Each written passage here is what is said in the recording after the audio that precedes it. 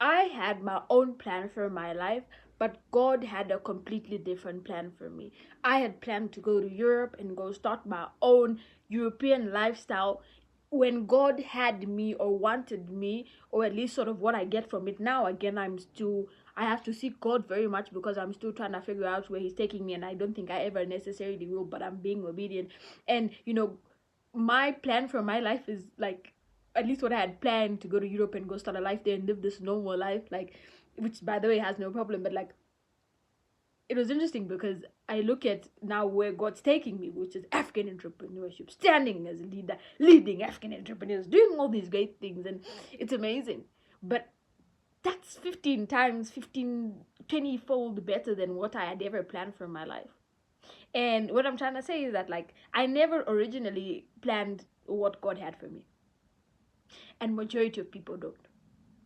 It's that you have a plan and God has a completely different plan for you. And his plan is always better, but I'm not going to sit here and lie to you and tell you it was easy, because I, even when a part of me knew there was a void in my heart that didn't want to actually go to Europe, at the end of the day, that was my plan. I planned this life for myself.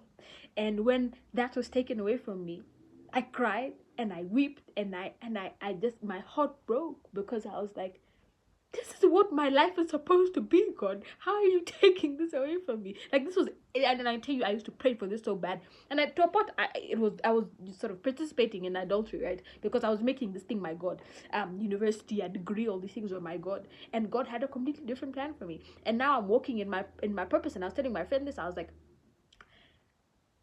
it's not going to be easy to do this whole Africa thing when I had planned to move away and live a soft life, but I'm built for it, because the amount of challenges that God has put me through is exactly for that. And it is not that God loves me, but God knows my capabilities, and He knows that that soft life would never pursue me. It will never fulfill me.